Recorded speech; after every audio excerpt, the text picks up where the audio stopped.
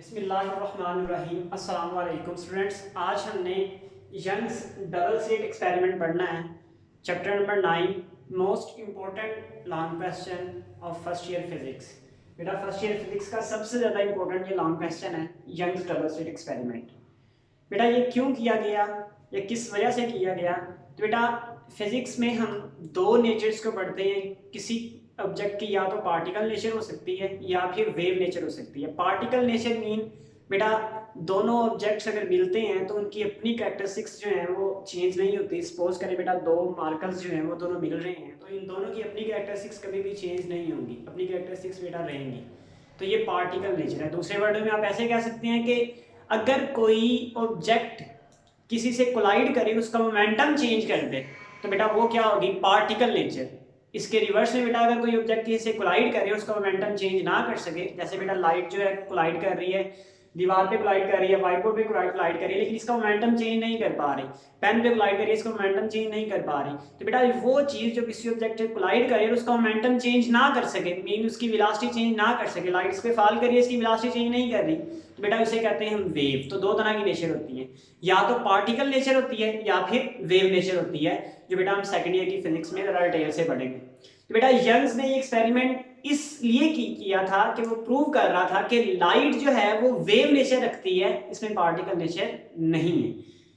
Young's ने बेटा इस बात को प्रूव किया था और इसी एक्सपेरिमेंट को हम यंग्स डबल स्लिट एक्सपेरिमेंट कहते हैं। इसकी सबसे पहले बेटा छोटी सी स्टेटमेंट या डेफिनेशन लिखी हुई है।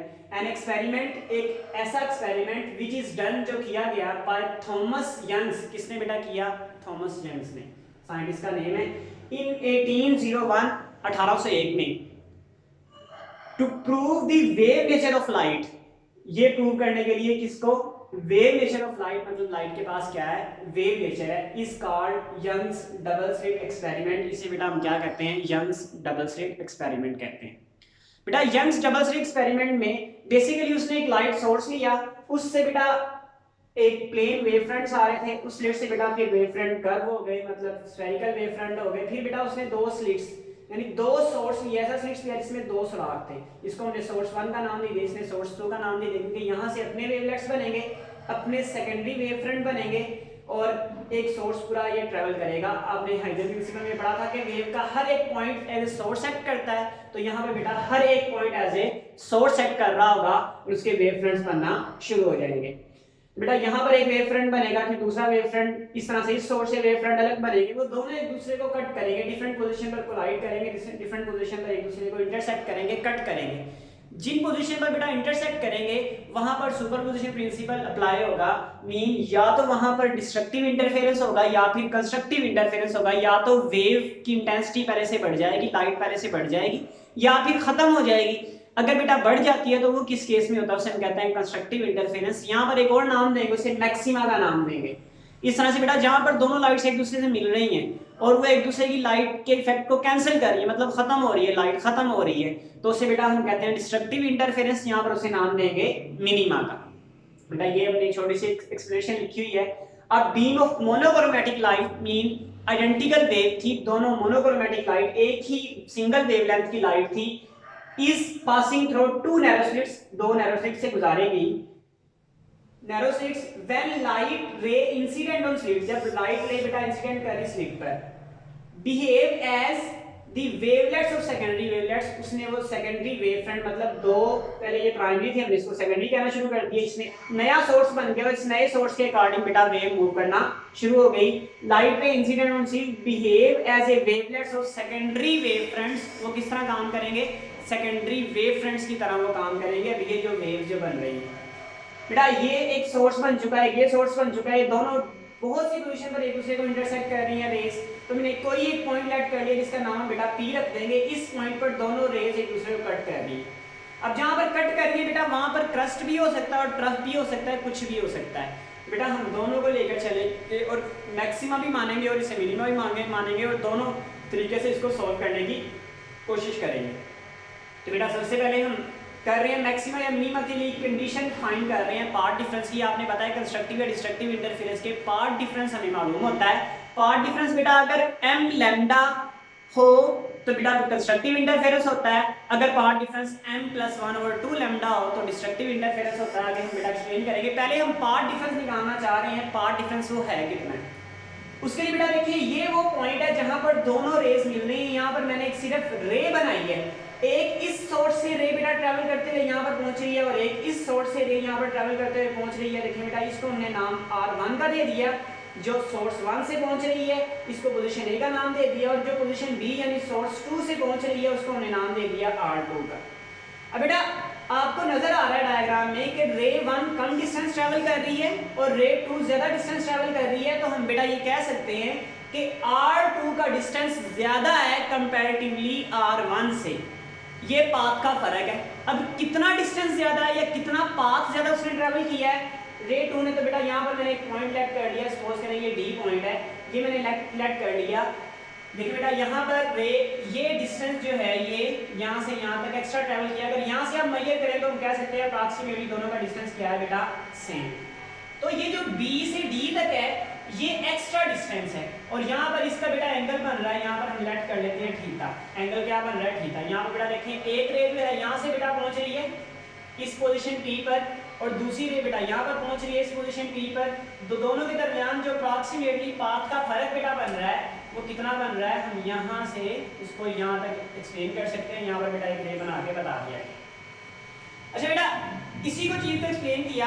For the condition of maxima and minima, या तो मैक्सिमा हो सकती है या मिनिमा हो सकती है, मींस या तो कंस्ट्रक्टिव इंटरफेरेंस हो सकता है या फिर डिस्ट्रक्टिव इंटरफेरेंस हो सकता है।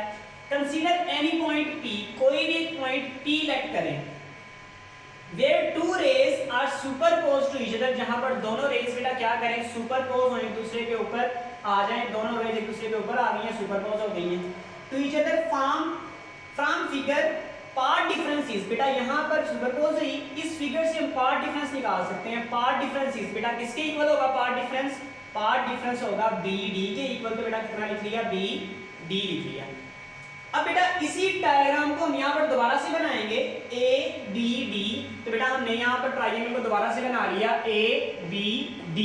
इसमें एंगल बेटा थीटा ये बन रहा है, और हमें बेटा पता है थीटा के सामने हमेशा परपेंडिकुलर होता है, और थीटा में जो बड़ी लाइन होती है वो बेटा क्या होता है, हाइपोटेन्यूस होता है। तो बेटा ये इसका परपेंडिकुलर होगा, ये बेटा B से D तक क्या होगा, परपेंडिकुलर। तो यहाँ पर बेटा हम परपेंडिकुलर लिख लेते हैं। ये बेटा क्या होगा, हाइपोटेन्यूस। तो यहाँ पर हम बेटा हाइपोटेन्यूस लिख लेते हैं, और ये क्या होगा, बेस होगा। तो यहाँ पर बेटा हम बेस लिख लेते हैं। जी बेटा अब हमने बेटा रूल अप्लाई करेंगे। हमने डिस्टेंस कौन सा निकालना है, हमने ये पार्ट डिफरेंस निकालना है कि डिस्टेंस कितना एक्स्ट्रा ट्रैवल किया है। तो बेटा डिस्टेंस यहाँ से यहाँ तक B से D तक उसने एक्स्ट्रा ट्रैवल किया। ये कैलकुलेट करने के लिए हम फार्मूला लगाएंगे sine of theta is equal to perpendicular over hypotenuse.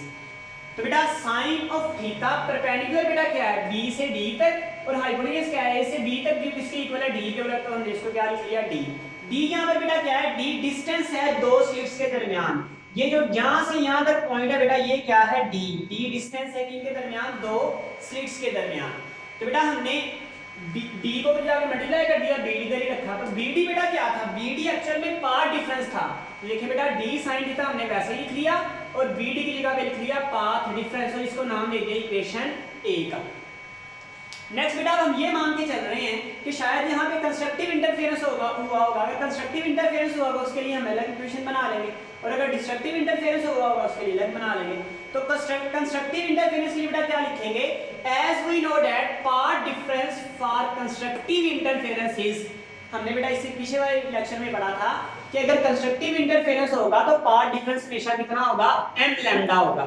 तो बेटा हमने लिख लिया m लैम्डा, वेयर m क्या होता है, 0 +- 1 +- 2 +- 3 डॉट डॉट सो ऑन। बेटा ये भी पार्ट डिफरेंस है और ये भी पार्ट डिफरेंस है, तो बेटा दोनों को कंपेयर कर लें। जब बेटा दोनों को हम कंपेयर करेंगे तो हमारे पास कंपेयर इक्वेशन 1 एंड A, दोनों को कंपेयर करें। बेटा पार्ट डिफरेंस की जगह पे उसकी वैल्यू लिख लें। क्या वैल्यू बेटा, D sin थीटा। तो इस पार्ट डिफरेंस की जगह बेटा क्या करेंगे, D sin थीटा लिख लेंगे, और ये m लैम्डा बेटा वैसे ही आ रहेगा, D sin theta is equal to m lambda. बेटा D इधर मल्टीप्लाई कर रहा है, दूसरी साइड पर जाए क्या हो जाएगा, डिवाइड हो जाएगा। Sine of theta is equal to m lambda divide by D बेटा आ जाएगा इक्वेशन नंबर 2। अब बेटा हम ये मान के चल रहे हैं कि यहाँ पर डिस्ट्रक्टिव इंटरफेरेंस हुआ होगा। अगर बेटा यहाँ पर डिस्ट्रक्टिव इंटरफेरेंस हुआ होगा तो फिर पाथ डिफरेंस किसके इक्वल होना चाहिए? बिल्कुल बेटा, the path difference for destructive interference कितना होता है बेटा? Path difference is equal to m+1/2 lambda. इसको इक्वेशन 3 कह लें। बेटा आप दोबारा से इस इक्वेशन को इसके साथ कंपेयर कर दें, क्योंकि हम इसी को लेके चल रहे हैं। तो क्या ये पाथ डिफरेंस अगर डिस्ट्रक्टिव इंटरफेरेंस हुआ होगा तो इसके इक्वल होगा, अगर कंस्ट्रक्टिव इंटरफेरेंस हुआ होगा तो इसके इक्वल होगा। तो बेटा डिस्ट्रक्टिव इंटरफेरेंस के लिए कंपेयर इक्वेशन 3 को कंपेयर कर लें a के साथ। तो पाथ डिफरेंस की जगह पर बेटा लिखते हैं d sin थीटा। तो पाथ डिफरेंस की जगह बेटा कितना लिख दिया? इस पाथ डिफरेंस की जगह बेटा हमने लिख दिया d sin थीटा, और m+1/2 लैम्डा बेटा वैसे ही आ गया। बेटा d इधर मल्टीप्लाई कर रहा है, दूसरी साइड पर जाकर डिवाइड हो जाएगा, तो हमने लिख दिया sin of theta is equal to m+1/2 lambda by d। इसको इक्वेशन क्या कह दिया? इक्वेशन 4 कह दिया।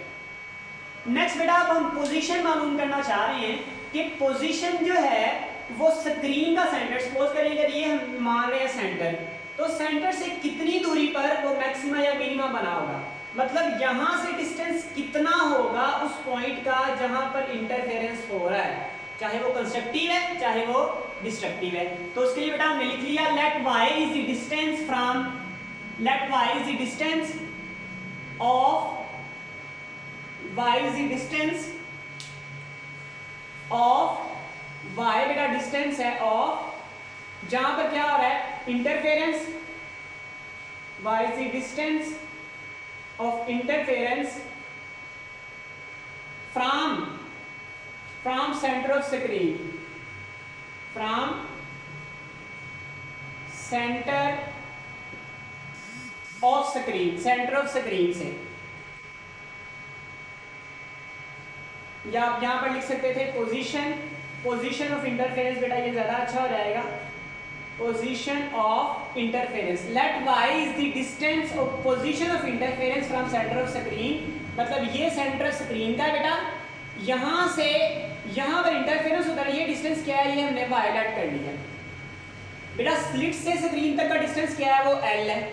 स्लिट से स्क्रीन तक का डिस्टेंस बेटा क्या है? l। तो बेटा अगर इन सब को हम मिलाएं तो हमारे पास एक और ट्राइंगल बेटा यहाँ पर फॉर्म होती है, और वो ट्राइंगल बेटा ये बन रही है जहां पर थीटा एंगल ये बन रहा है। इस ट्राइंगल को बेटा यहाँ पर अलग करके बना दिया गया। ये बेटा यहाँ से यहाँ तक हमारे पास क्या है? l है। तो बेटा इसको हमने क्या मान लिया? l मान लिया। इस पॉइंट से इस पॉइंट तक, यहाँ से यहाँ तक बेटा क्या है? y है, यानी डिस्टेंस है जिसको हम मालूम करना चाह रहे हैं, यानी कितनी दूरी पर सेंटर से कितनी दूरी पर ये डिस्टेंस हुआ होगा, मतलब इंटरफेरेंस हुआ होगा। तो उसके लिए बेटा हमने क्या कर लिया? इसको y लेट कर लिया। अब इसकी वैल्यू निकालनी है बेटा। इसकी वैल्यू निकालने के लिए ये बेटा क्या है? परपेंडिकुलर, और थीटा में जो छोटी लाइन होती है बेटा वो क्या होता है? बेस। तो बेटा हम फार्मूला कौन सा यूज करेंगे? इस फिगर बी से, इसको नाम दिया बेटा फिगर बी का, इस फिगर बी से बेटा फार्मूला यूज करेंगे tan of theta is equal to perpendicular over base. तो हमने बेटा क्या यूज कर लिया? Perpendicular over base. परपेंडिकुलर बेटा क्या है? इस फिगर में परपेंडिकुलर मैंने अभी थोड़ी देर पहले बेटा बताया था, जो एंगल के सामने होता है बेटा वो हमेशा क्या होता है? परपेंडिकुलर। तो एंगल के सामने ये है, ये बेटा क्या है? परपेंडिकुलर। तो बेटा इसको परपेंडिकुलर मान लेते हैं। एंगल के नीचे बेटा जो छोटी लाइन होती है वो क्या होती है? एंगल में जो छोटी लाइन होती है वो बेस, और एंगल में जो बड़ी लाइन होती है बेटा वो क्या होती है? हाइपोटेनियस। तो बेटा ये क्या होगा हमारे पास? हाइपोटेनियस। तो tan of theta is equal to perpendicular over base. Perpendicular क्या है बेटा? y, बेस क्या है बेटा? l। तो y की वैल्यू निकालने के लिए y इधर रखेंगे, l उधर जाके मल्टीप्लाई कर लेंगे। तो बेटा l tan of theta is equal to क्या आ जाएगा? y। इसको लिख सकते हैं y is equal to l tan theta, where l यहां पर बेटा क्या है? l is the distance from slit से टू स्क्रीन तक का फॉर वेरी स्मॉल एंगल। बेटा याद रखें बहुत ही स्मॉल एंगल के लिए जो tan थीटा होता है वो sin थीटा के इक्वल हो जाता है। बेटा वो कैसे? सपोज करें बेटा tan थीटा 0 डिग्री, 0 लेट कर रहे हैं, वैसे 0 की वैल्यू नहीं होगी, लेकिन बेटा हम लेट कर रहे हैं tan of theta is equal to sin over cos होता है।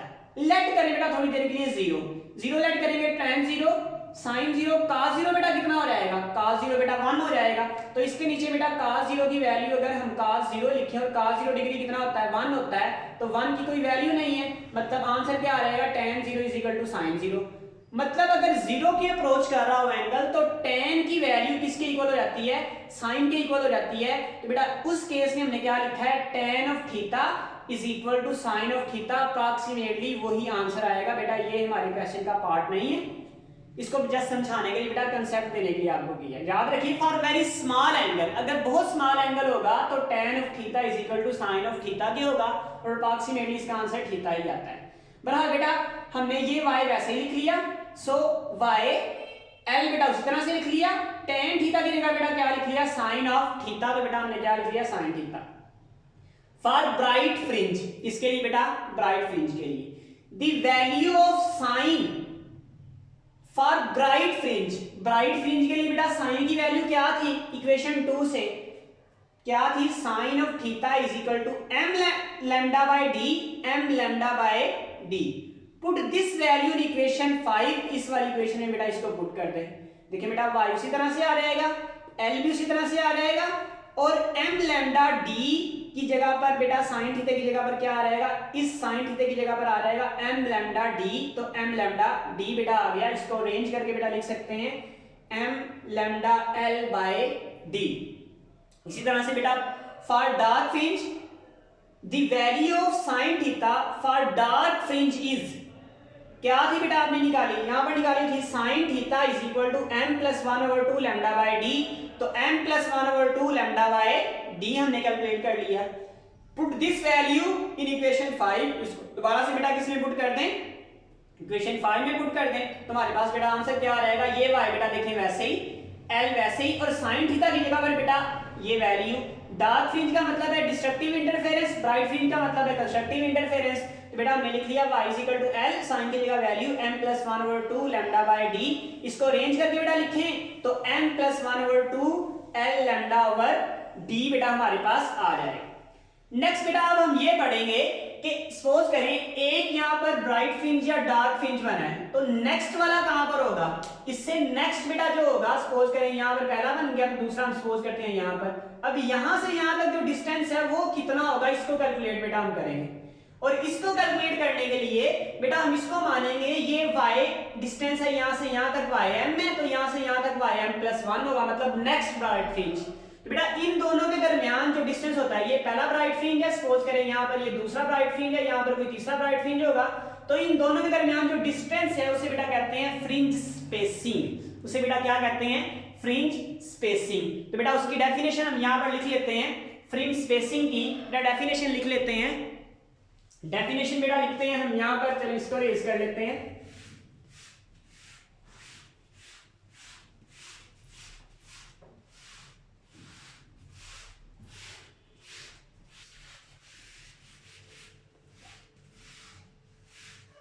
बेटा सबसे पहले फ्रिंज स्पेसिंग की डेफिनेशन लिखेंगे, distance between centre of two consecutive, the distance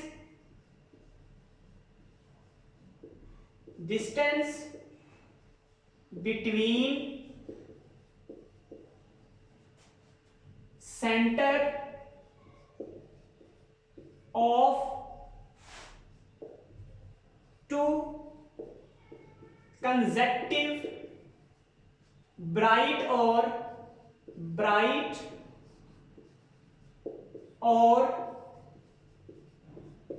dark fringes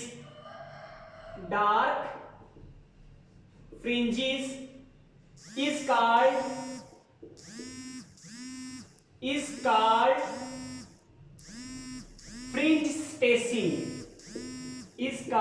fringe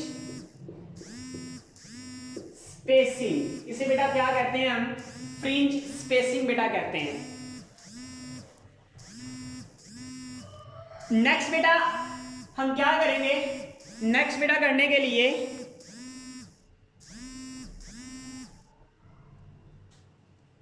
next बेटा फ्रिंज स्पेसिंग इसे कहते हैं, और ये किसके इक्वल होता है बेटा, इसको रिप्रेजेंट करते हैं डेल्टा वाई के साथ। इसे बेटा किससे रिप्रेजेंट करते हैं, डेल्टा वाई से बेटा इसे रिप्रेजेंट करते हैं, delta Y is equal to होता है Y M plus 1 minus Y M.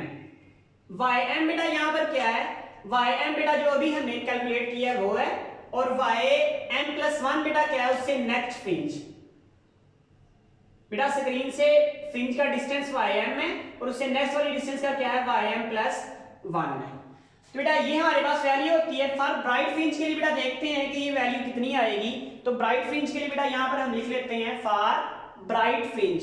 तो ब्राइट फ्रिंज के लिए बेटा जो हमारे पास वैल्यू आएगी उसके लिए बेटा लिख लेते हैं for bright fringe spacing, for bright fringe spacing. तो बेटा ब्राइट फ्रिंज स्पेसिंग जो है उसके लिए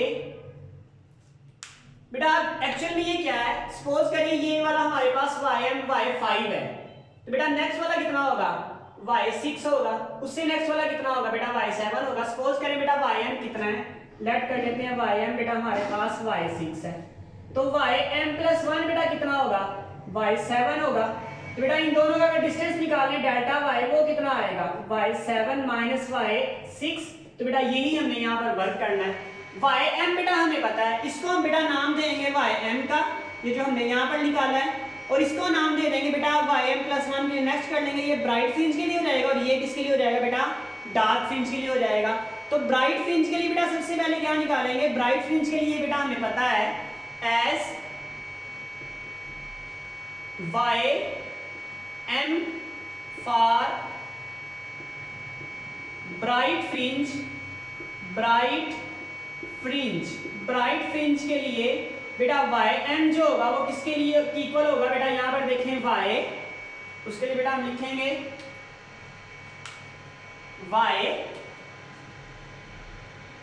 ym इज इक्वल टू बेटा किसके इक्वल है वो हमारे पास बेटा, वो हमारे पास इक्वल है m lambda l divided by d। तो बेटा हमने ये लिख लिया। नेक्स्ट बेटा देखें, अब बेटा ym+1 क्या होगा नेक्स्ट ब्राइट फ्रिंज। तो नेक्स्ट ब्राइट फ्रिंज के लिए बेटा क्या लिखते हैं, for next bright fringe, for next bright fringe. बेटा नेक्स्ट ब्राइट फ्रिंज के लिए ब्राइट फ्रिंज, नेक्स्ट बेटा ब्राइट फ्रिंज जो होगा वो क्या होगा, उसके लिए हम लिख देंगे m कितना हो जाएगा +1 हो जाएगा। तो यहां पर बेटा लिख दें, हमारे पास बेटा आ जाएगा नेक्स्ट ब्राइट फ्रिंज के लिए ym+1 बेटा m की जगह पर +1 ऐड कर दिया और इसमें बेटा क्या ऐड कर देंगे m+1, यहाँ पे 1 ऐड कर दिया और बेटा बाकी सारी वैल्यू वैसे ही लिख लेंगे। बाकी वैल्यू हमारे पास बेटा क्या है, बाकी वैल्यू बेटा हमारे पास lambda l divided by d, बेटा ये सारा वैसे ही लिख लेंगे। नेक्स्ट बेटा देखें, इसको अगर हम बेटा सॉल्व करें तो हमारे पास बेटा क्या आ जाएगा ym+1 इज इक्वल टू बेटा इसको इससे मल्टीप्लाई करें m लैम्डा l प्लस इसको इससे मल्टीप्लाई करें lambda l divided by d। तो बेटा डिवाइड हमने किससे कर दिया, d से कर दिया। अब बेटा ym को फर्दर सोल्व कर लें तो ym+1 इज इक्वल टू बेटा d को इसके सही से भी लिख लें m lambda l divided by d, उसके बाद बेटा इसके नीचे भी लिख लें plus lambda l divided by d। Last है बेटा हमारे पास क्या रह गया है, हमने बेटा निकालना है डेल्टा y। जब बेटा डेल्टा y कैलकुलेट करेंगे तो डेल्टा y के लिए बेटा हमारे पास आंसर आ जाएगा ym, बेटा यहाँ पर लिख लेते हैं डेल्टा y बेटा हमारे पास किसके इक्वल होगा, या नेक्स्ट कर लेते हैं डेल्टा जी बेटा नेक्स्ट कर लेते हैं हम, स्पेस थोड़ी रह जाएगी।